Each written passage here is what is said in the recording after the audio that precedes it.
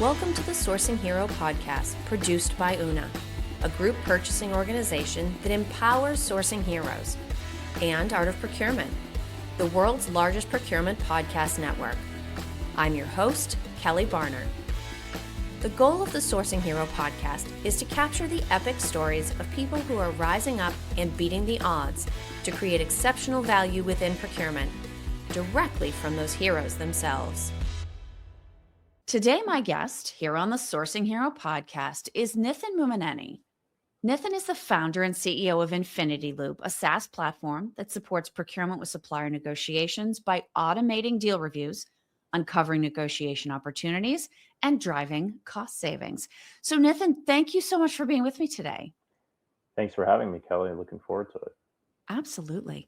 So I shared your current focus, or I should say Infinity Loop's current focus in my intro, but what else do you think it might be helpful for people to know about your professional background? Yeah, my background is kind of a wide variety. I started off in finance, kind of got bored of moving money around, but then I made my way into management consulting, where I was working for private equity funds as well as Fortune 500 companies, helping restructure their businesses, right? So one of the key things that we did was on the procurement side, identify the top contracts, renegotiate them, finding the leverage, and then renegotiating that away, and ultimately charging a percentage of savings, which didn't really make sense to me. Then I switched over into tech. I led an artificial intelligence program for a tech company, then kind of put the two together and was like, let's build AI for cost optimization. So that is where we are right now with Infinity Loop. I'm happy to say we've done a couple rounds of funding, growing super quickly. We have customers that are seeing tremendous results with what we built. Awesome. Well, your timing is great, if nothing else, because everything in procurement right now is currently either a discussion of AI, a use case of AI, proving the ROI of how AI has been used. Mhm. I'd be curious to hear a little bit more, just based on the conversations you're having with customers or with prospects. Where would you say that most procurement teams are on their journey to not just implementing AI, but actually trusting the advice and the recommendations that it gives them to the point where they're willing to act on those analytics and recommendations? Yeah, so 100% of CPOs that we've surveyed kind of plan on using AI in procurement. They just don't know where to look, Yeah. right? And less than half of that is actually they're just stuck in pilot phase. And about 10% is that they're fully ready to actually embrace it. And part of the reason this happens is that they're not measuring in terms of outcomes, right? There's plenty of software within the procurement stack that say they do AI, but it's not really focused on the outcomes, right? It could be orchestration, it could be, and they just don't really understand the full suite. So I think what separates us versus some of these other companies is that we're focused on the outcomes. We're focused on helping you save money on your third-party negotiations, and that's clear as day, right? And we also we integrate with a bunch of different systems like the various orchestration tools as well as the legal platforms. So we kind of are this middleware, and it's that real intelligence layer that doesn't really exist today. So that's kind of what differentiation for us. But then also, like, again, focus on outcomes, and that's what's really Yeah. resonating in the market. Yeah. Now, I definitely want to talk to you about how these teams are capturing or documenting ROI. But first, let me just ask, because you mentioned pilots. When a team gets to the end of a pilot, what tend to be the factors that determine whether or not that was a success and they go on to broaden their implementation? Are they looking at it from, like you said, like a business impact and results standpoint, or are they looking at it in terms of their team's ability to work with and get the full value out of the technology? Yeah, so it's two things, right? It's internal and external. Mm, The whole point of the proof of concept is to validate that this is the right solution for them. So in terms of a strategic fit, but then the second piece is more of a change management standpoint on, yeah.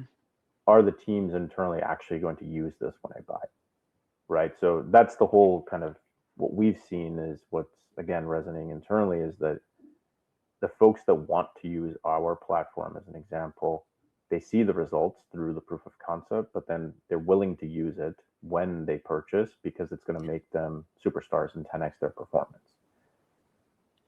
So when you talk about 10x their performance, then is that in terms of additional savings? Is that in terms of they're able to do more negotiations because they have the support in terms of Yep. prep, and so there's more spend oversight? What tend to be some of the metrics that go with that increased performance? It's both. Okay. So the way our platform works is we've trained a machine learning model on millions of contracts across different industries. So we basically automatically identify the savings opportunities in any third-party contract. So when they get that output, we basically eliminate all of the negotiation prep so they Mm, can focus on the value-added aspect of their roles, which is actually doing the negotiation. So we don't do that for them.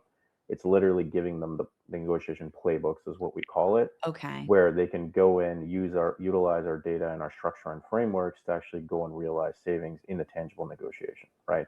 So that's where I think it resonates with a lot of people. So instead of somebody managing just 10 deals, doing it end to end, they can now do 20 and do 30, but then also realize actual benefit in terms of ROI, with direct savings. And we track that too, where we have reporting Okay. mechanisms, and they utilize the full life cycle of the actual negotiation. So from beginning to end, they're able to say, hey, I moved this, contract from, let's say, a C grade to an A, and they also ended up saving, call it $1 million on this $10 million deal, Okay. right? So it's very tangible. So it's both the cost Mm. and time saving. And you also mentioned earlier that I think you said 100% of CPOs know they want to use AI in some Right. capacity. We actually hear this a lot. It tends to come from maybe the CEO says, okay, everybody needs to be Yep. using this. And so everybody starts to, oh my gosh, I have to Yep. figure out where I'm going to use this. Given that that's how some of the conversations are going, and there's so much pressure and just assumption that this is going to be factored in, do you find that as you're having those conversations, you talked about some of those different ways you can measure change, measure ROI. Mhm. Are you also having conversations then with procurement where you're saying to them, look, and this is how you're going to measure the ROI of this investment versus them coming to you and saying, we want to get more spend under management or we want to improve our savings numbers? How much of that is coming from procurement themselves or driven by the business? And how much of it is you and your team helping procurement understand this is how you're going to message the benefits of this approach when you talk about it with the rest of the C suite? Yeah. So a lot of this also depends on if the procurement function is centralized or decentralized within an organization, Absolutely. right? So if you have a centralized procurement team, they have maybe their ways of communicating that to the CFO and their teams on, hey, what does the budgets look like? How much savings are we actually going to get? And then also, because it's so distributed at that point, the business unit heads would be managing their own budgets, right? So Okay. that communication kind of happens right now, again, albeit manually. So one of the things we wanted to make sure of cross departmental and even with the procurement team is to have automated savings built in so that teams know how much opportunity there is in the third party expense base. And then as the procurement teams are going and executing on it, how much they have recaptured and what is still left on the Okay. table. So that's where I think just keeping something very simple and automated so people don't have to waste energy on just the reporting functionality is Yeah. very important, because now all of that ties into our workflow about the actual negotiation lifecycle. Okay. So And that's definitely helping internally. yeah. Now speaking of that negotiation life cycle, I'm interested to know. So Mhm. you go through this process and it results in a playbook, right? Yep. You still have to have the people within procurement be able to maybe contextualize, but definitely execute against what it says in the playbook. Hopefully, this Exactly. isn't too controversial of a question, but Yeah. how strong are most procurement professionals' negotiating skills in terms of their ability to take that playbook, bring it to life in practice with suppliers? I think one of the biggest things I'm proud of is changing the culture internally at these companies when they're using our platform.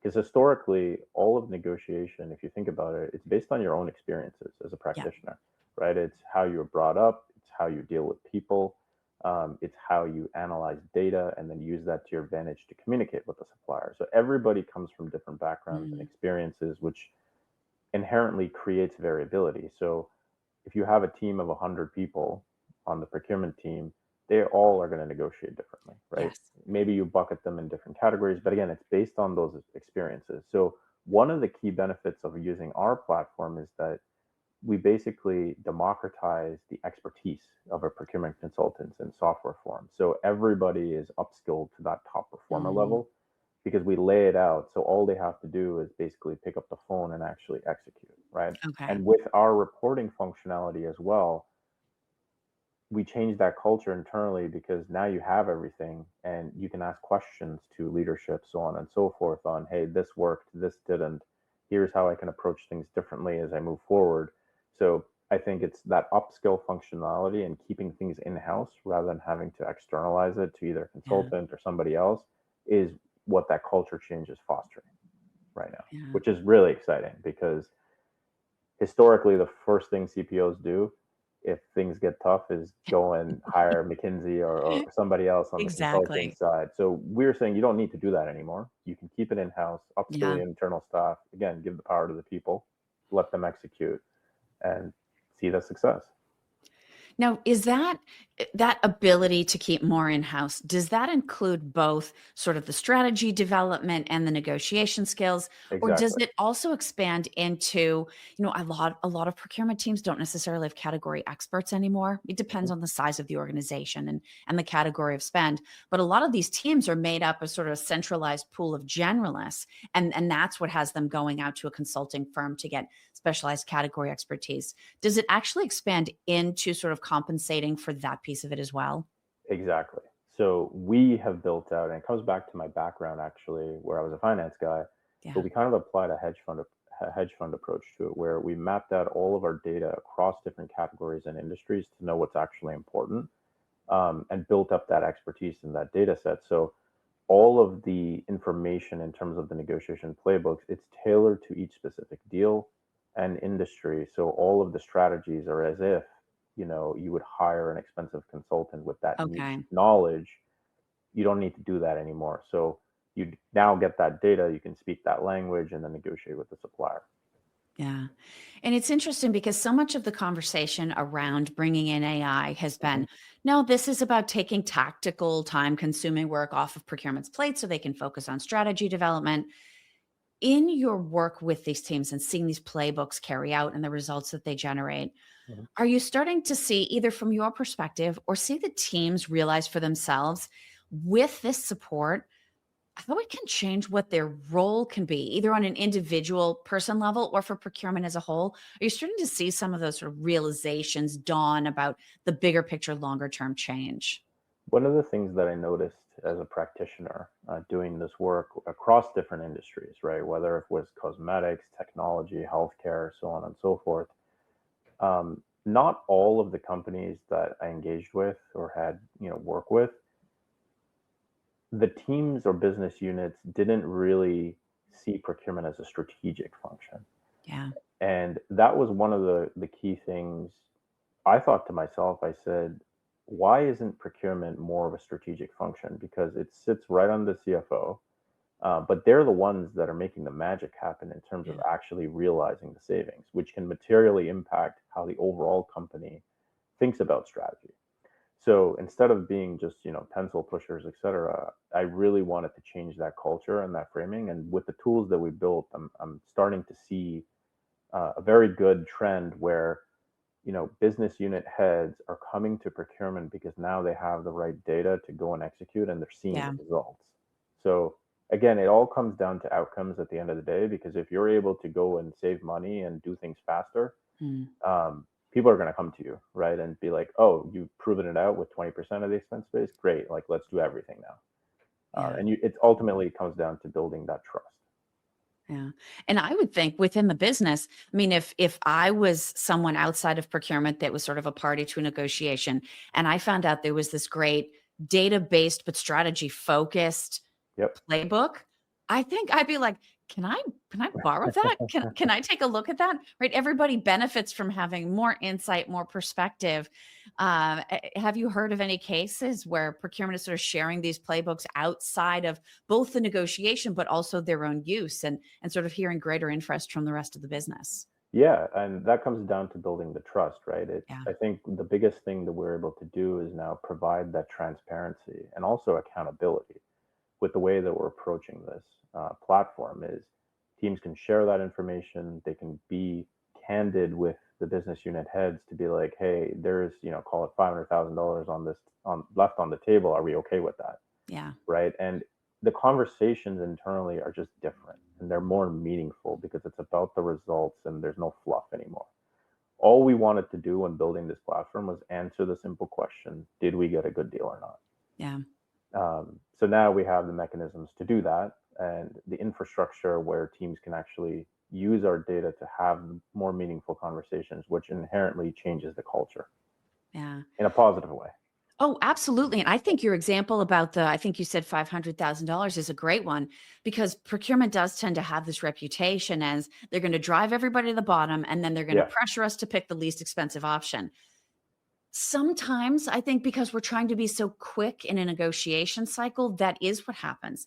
But if you have more information and more data earlier, it gives you the leisure of the time to have that conversation. Okay, look, this solution is $500,000 more, but can we talk about as a group, are we getting enough more to justify that added cost? Is this sort of a strategic investment for us? I have to think that will start to change the way that procurement is perceived. exactly. And that was our hypothesis, and we're proving it out now. But it's literally just telling people, where is the opportunity in my Yeah. expense base? And when I identify it, what can I do to actually realize it? Yeah. Those are the two things we're solving for. Yeah. Now, Nithin, before we wrap up this conversation, I want to bring you into a tradition we have here at the Sourcing Hero Sure. podcast. So I'm going to give you two questions. You can pick either one, and I haven't heard a wrong answer yet. Okay. So here are your choices. Either what does the idea of a sourcing hero mean to you? Or if you want to go a little bit broader, what do you think heroism looks like in a business context? Let's go with the latter. Okay. Heroism in a business context to me means leadership. It is being bold in the face of uncertainty and just making sure everybody's aligned on that particular vision and goal, and just empowering the team to go and execute, right? Like, you are only as good as your team. Mm, And I think just being able to steer the ship and showing the courage and leadership to be like, this is what we're doing, and here's what everybody needs to do in order to get that done, and rallying people, I think is a superpower. And to me, that is heroism. yeah. No, I agree with you. And I definitely want to sort of like reiterate that courage and leadership. These are exciting times in procurement, but they're also Yeah, very uncertain. And we're all exactly. being asked to make decisions or try things that are new, and it's not always comfortable. So having the courage to try something, the willingness to fail, but also to learn from it. I totally agree with you. I think that's huge. I've appreciated you being here today. What an interesting conversation, thinking about all the different factors that can be changed through this. If people are meeting you or hearing about Infinity Loop for the first time through this conversation, what are the best ways for them to reach out and connect with you and potentially learn more? Yeah. First of all, I really appreciated the time here, Kelly.